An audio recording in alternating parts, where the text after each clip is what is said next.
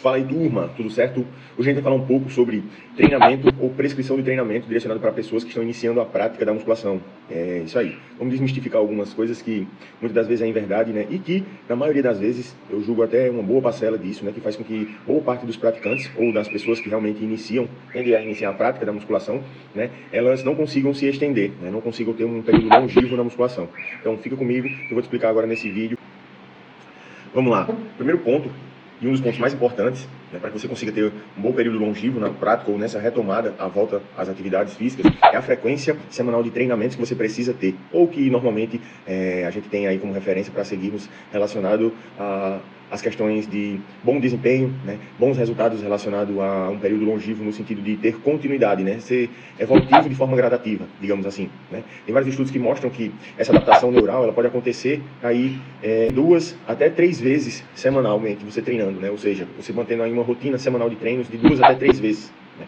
Então, a gente consegue perceber que vários indivíduos, não só os indivíduos que estão retomando a prática das atividades, né, mas os que realmente estão iniciando, e diga-se de passagem, né, uma ressalva aqui, os indivíduos que estão iniciando, eles tendem a ter uma adaptação neural bem mais rápida do que propriamente qualquer outro indivíduo, que possivelmente até aqueles que estão voltando, né? Ou seja, eles conseguem ter e desenvolver fatores adaptativos de uma forma mais rápida do que qualquer outro indivíduo, ou que possivelmente parou há muito tempo e que está retomando, enfim. Então esse é um dos pontos positivos, principalmente para as pessoas que estão iniciando, né? Elas atentarem para isso, né? E perceberem que com 2 até 3 vezes semanalmente treinando, ela já vai conseguir ter bons resultados nesse sentido, né? Principalmente de adaptação, conseguir evoluir nas questões relacionadas à intensidade, carga, e consegue ter bons resultados, né? Quando o nosso treinamento, né, ou quando o treinamento direcionado para pessoas que estão iniciando é feito com um volume de treinamento reduzido e com uma intensidade também reduzida, ou de leve a moderada, que é o que a Organização Mundial de Saúde nos sugere, e entre outros estudos que mostram isso, né? Que as pessoas que estão iniciando, né, não necessariamente elas precisam passar por aquela intensidade muito alta para que elas consigam desenvolver quadros e fatores adaptativos, né?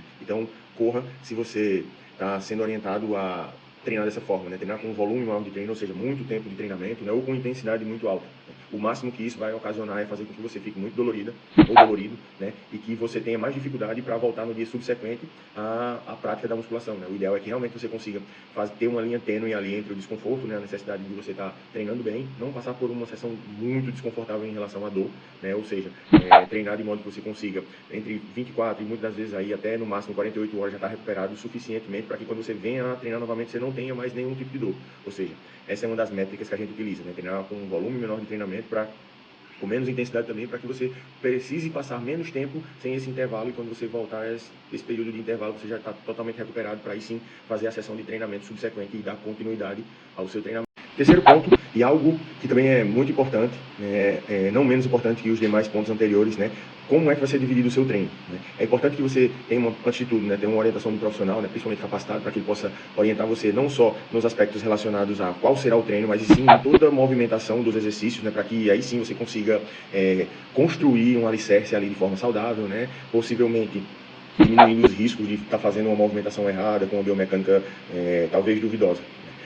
Um dos pontos que eu acho muito importante, né, e que eu mais me identifico e costumo perceber, né, que muitas das vezes é negligenciado, né, são os parâmetros que são relacionados ao treino, ou seja, como subdividir os exercícios, a intensidade e por aí vai, né, tudo aquilo que é o arcabouço, a estrutura do treinamento. Primeiro ponto, né, é visto que quando a gente consegue trabalhar com exercícios multiarticulares, a gente tende a ter uma demanda funcional maior. Ou seja, o que é exercícios multiarticulares? Ou seja, exercícios que tendem a utilizar mais de uma articulação.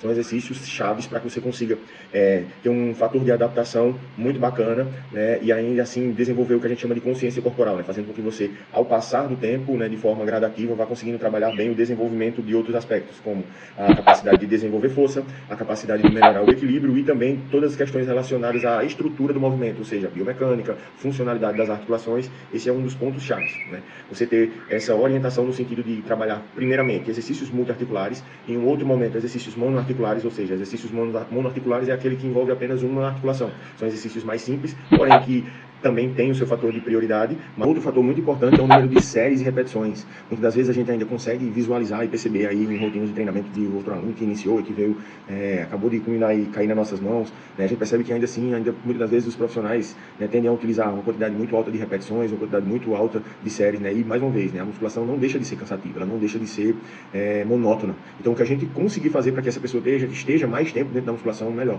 E outra coisa é que a gente tem um embasamento científico para isso, que mostra que muitas das vezes entre uma e até 2 vezes né? Ou duas séries por cada exercício dentro daquela organização, dentro daquele cronograma de treinamento, já vai ter bons resultados, né? Principalmente no quesito de adaptação, né? Desenvolver força e aqueles aspectos lá que a gente já sabe que o indivíduo procura quando tenta ou quando tende a iniciar a prática da musculação. Então, uma ou até duas séries você já consegue trabalhar muito bem aí essas questões aí, desenvolver-se muito bem.